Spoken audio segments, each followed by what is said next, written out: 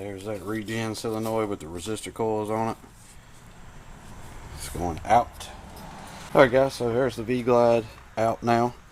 You just unplug it from the harness in the cart. You have two 3/8 nuts on the bottom.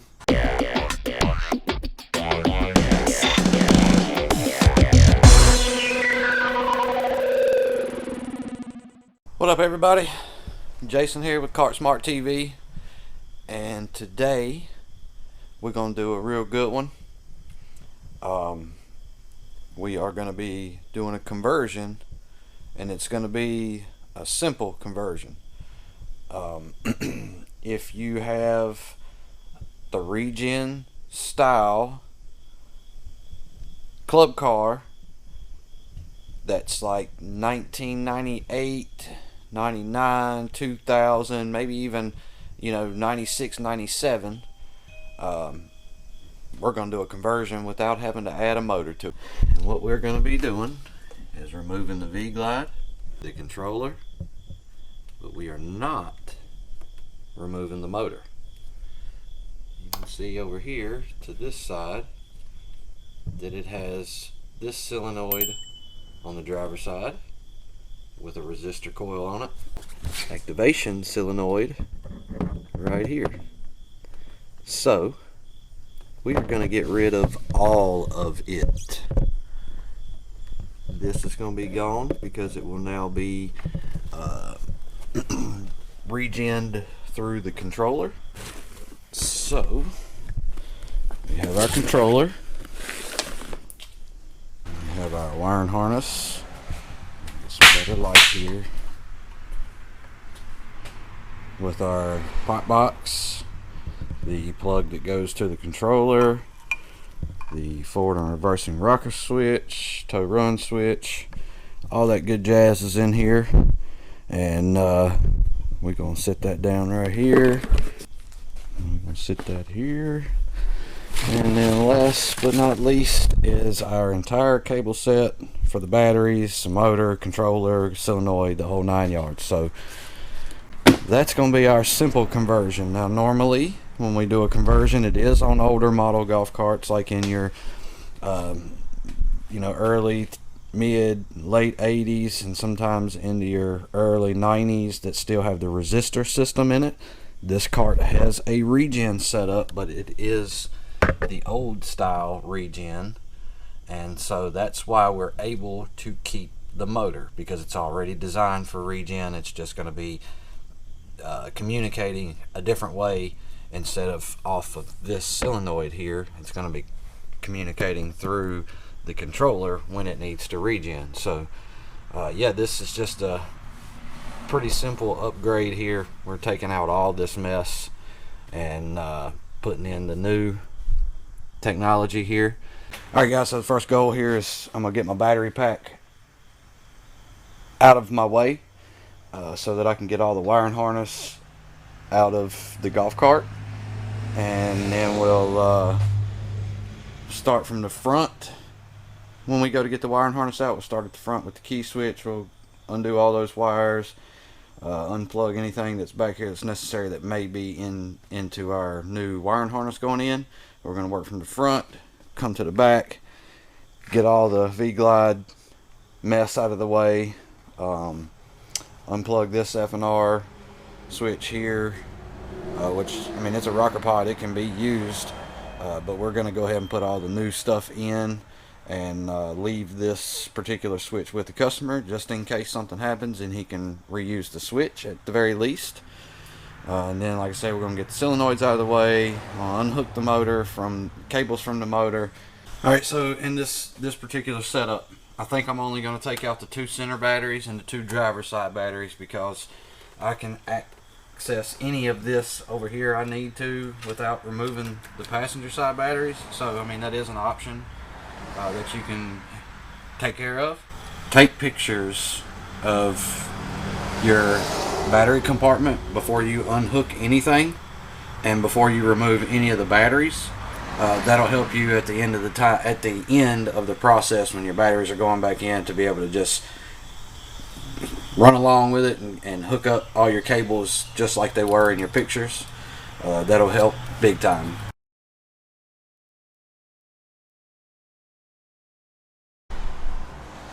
Alright guys, so here's the V-Glide out now. You just unplug it from the harness in the cart. You have two 3/8 nuts on the bottom that hold it to the frame of the cart. Get them off, and sometimes you end up having to take the arm all the way off of the V-Glide and leave it on your throttle rod because it's rusted. Okay, so there's my throttle rod. So this piece right here normally will slide back and it'll pop the arm off, but in my case it did not pop the arm off because it is pretty rusted on there and I couldn't get it to budge at all.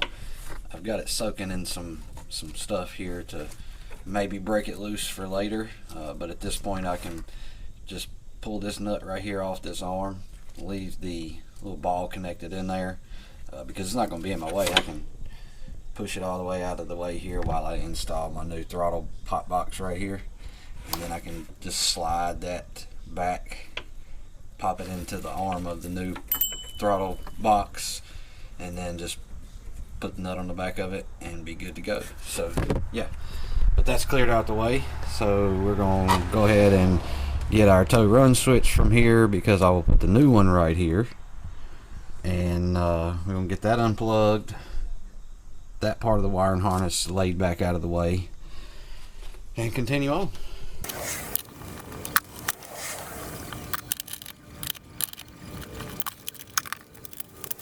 Solenoid 1 is right there. So I just got all that wiring harness unhooked from it. Now I'm going to go this way. More than likely I'm going to be hitting that plug right there on the controller. The Regen solenoid, which is here, I'm going to just unhook the cables from it. Alright, but I'm going to leave all the cables and stuff hooked to the controller minus the grounds. I'm going to take the grounds off of the controller, and then I'm just going to unbolt the motor wires from the motor itself, which would be the M- and then the A2 or B positive, however it is on yours, and then I'm going to unhook the F1 and F2 positions from the motor only. I'm not taking them off the controller because then I'm going to just take the controller mounting bolts, zip them out.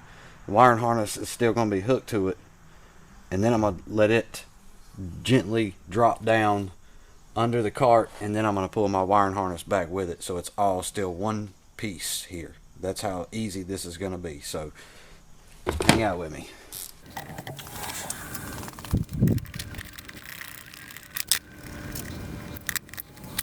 Alright, now I'm going to hook the part of the wiring harness that comes over here to the Regen solenoid.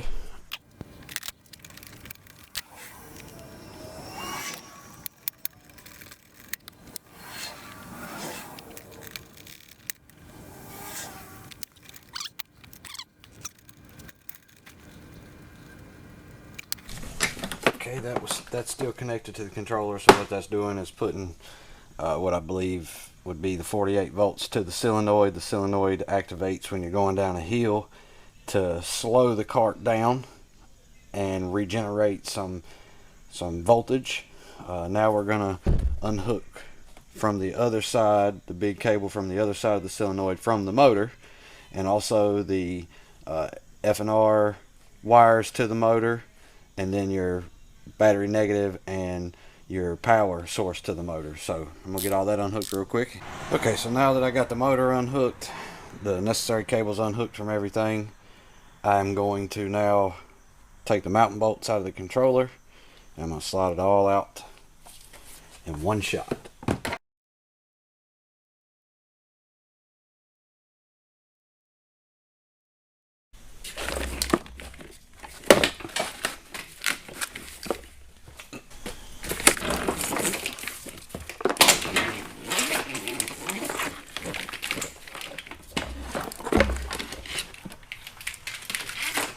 Alright, so there you go, guys. Wiring harness still intact with the controller, all that good stuff. Simple as that. You don't have to do a whole lot to get it out.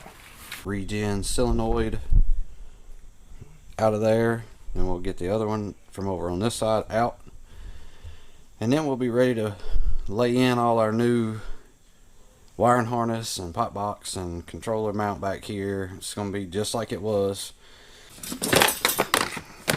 There's that Regen solenoid with the resistor coils on it. It's going out.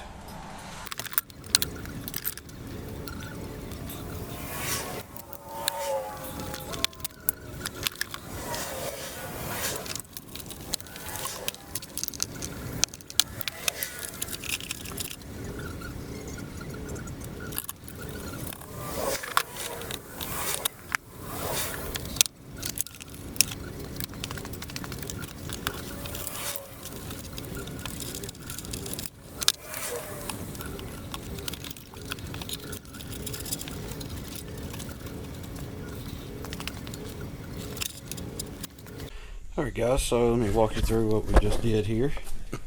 Okay, started the, obviously see me start shoving it in over here on this side of the cart into the back.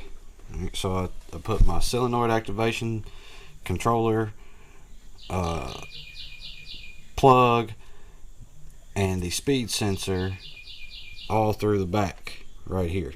Okay, and then I ran up the toggle switch for your tow run here. I went ahead and got it mounted up there, and then we run our forward and reverse cable up into where it's gonna go to the pod where it comes out here. And then I obviously ran my key switch and battery meter wire towards the front of the golf cart. I'm gonna go ahead and slide under here and route it through the frame and back up into the dash panel here and get it hooked to the key switch. And then I will continue on with getting, I'll probably move to putting the solenoid and the controller in its right place back here, but you can see I have brought all our necessary components to the back, so that's going to take care of that area for us.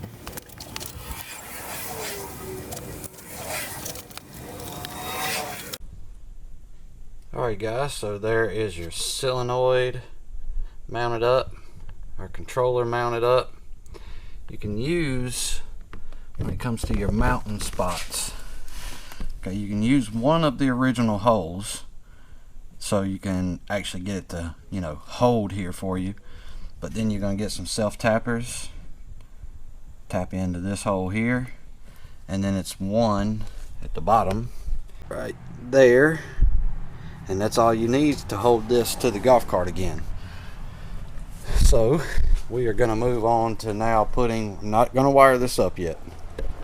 I'm not going to wire this up at all yet.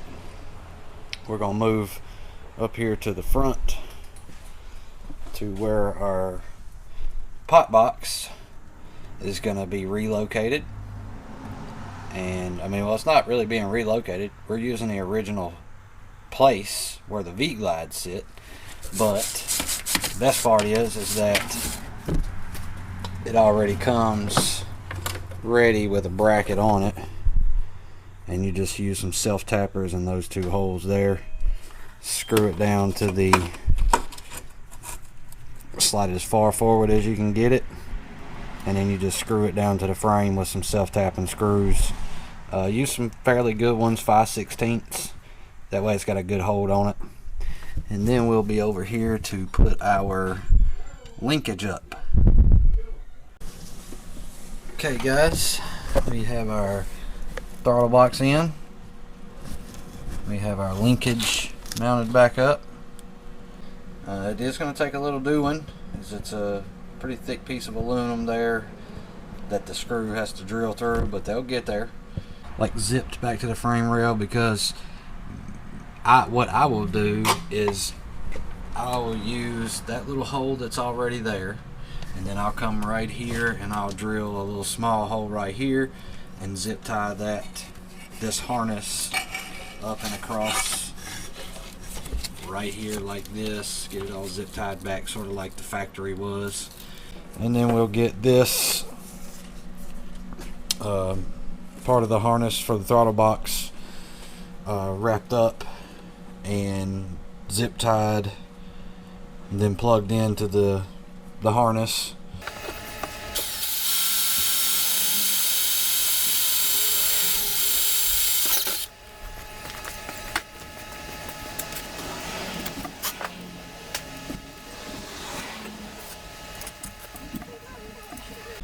See where I got it zipped up there? Got it zipped up there. I like to zip the plug for the throttle sensor there so that it's easy to pop out if you got to. And then I zipped up the wire there, and it runs all the way back around here to the throttle box. So this compartment's good, and I'm gonna go ahead and get the forward and reverse rocker switch attached back.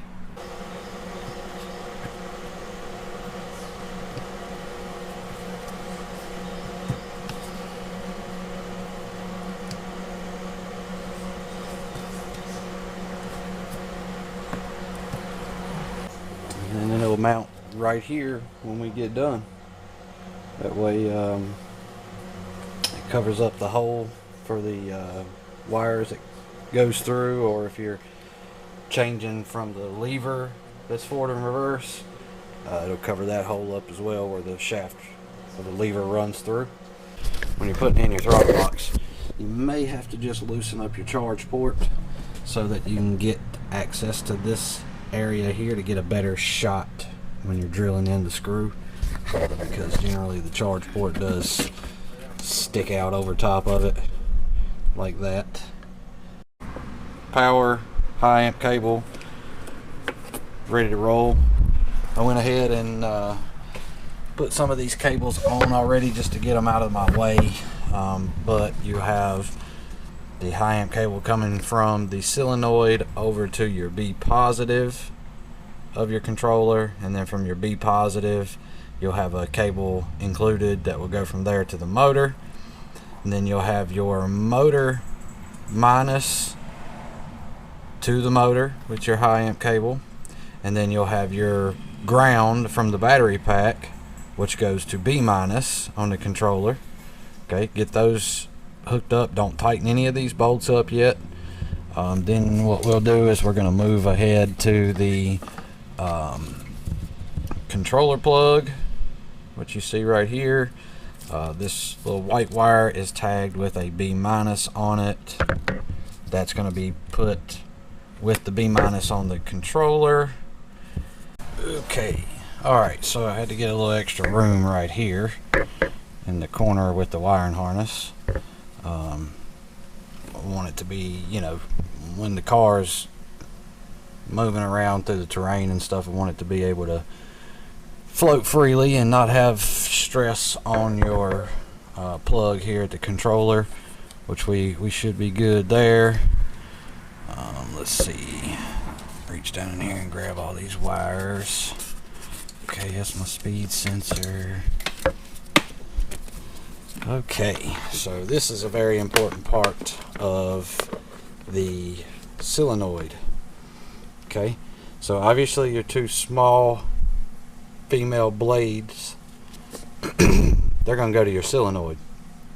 And unless your solenoid is marked, it does not matter which terminal they go on.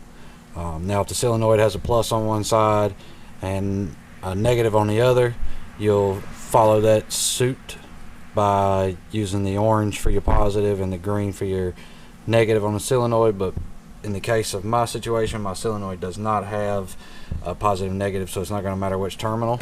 Now this, with the fuse link, it is very, very important. I get calls all the time about where does this wire go. So now you're going to have your wire coming from the main battery pack on the positive side. Okay, that wire hooks to the solenoid here, and so does this fuse link in the wiring harness. They go to the same terminal. They have to. If they don't, the low amp side of the controller does not get powered up. It does not see 48 volts, and then you do not get run out of your golf cart. Okay, So we got the link in place.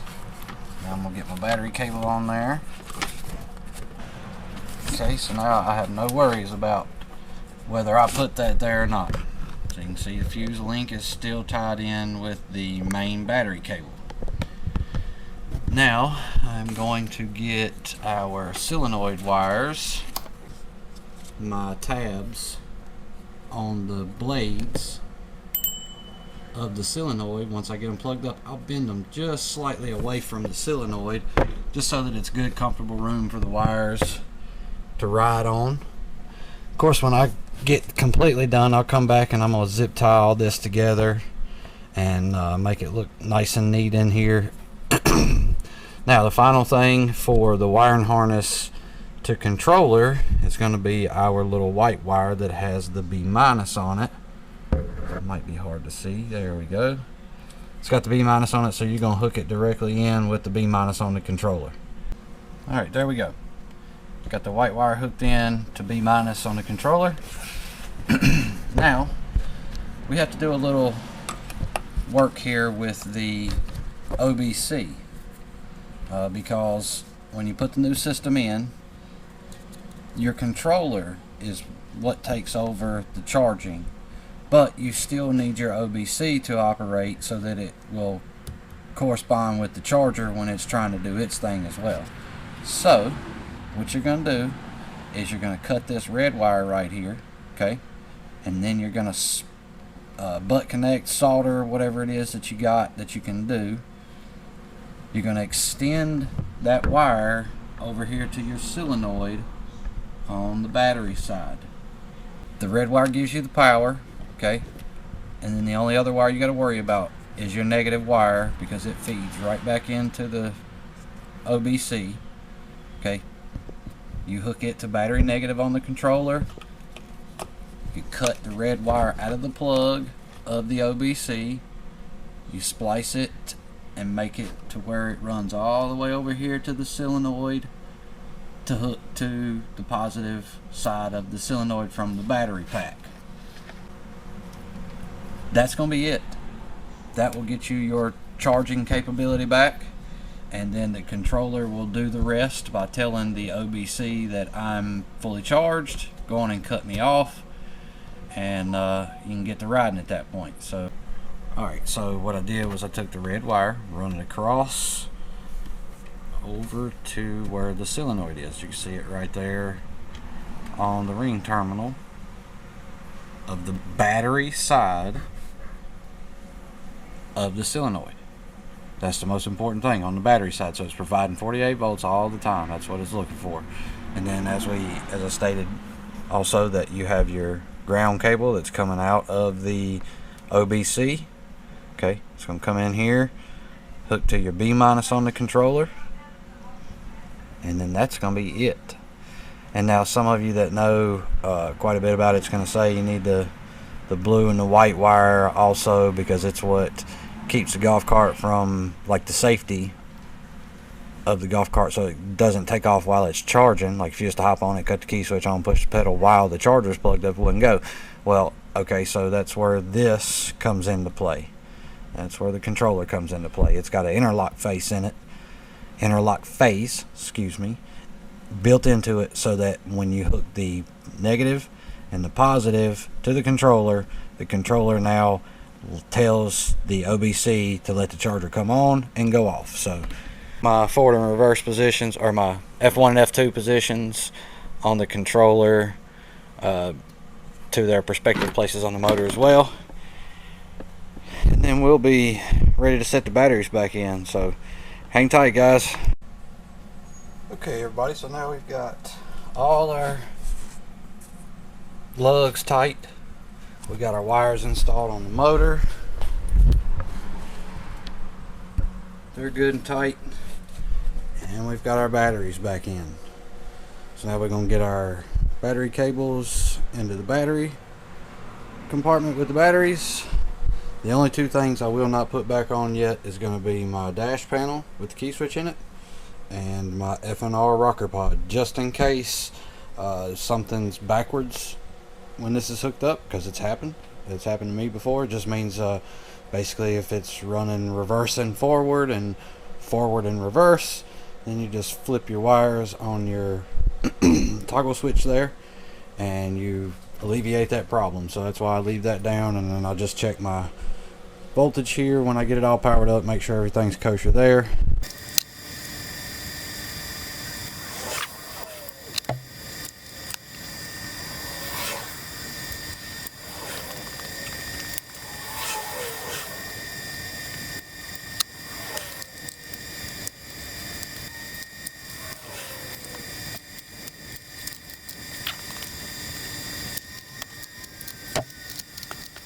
At this point, we are ready to see if it will power up.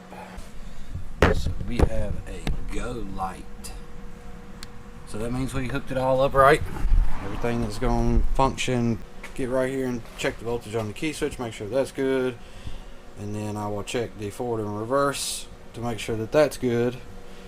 But other than that, guys, I mean, this is a wrap. And it's pretty easy. You guys can see that I took my time, like serious took my time, and pretty much done this in a day. I could probably done it a whole lot faster, you know, if I'd shortcutted some of that stuff, but I don't like to do that regardless. So I mean, yeah, this is like the 4th or 5th one that I've done, but literally for you DIY guys, it's super easy.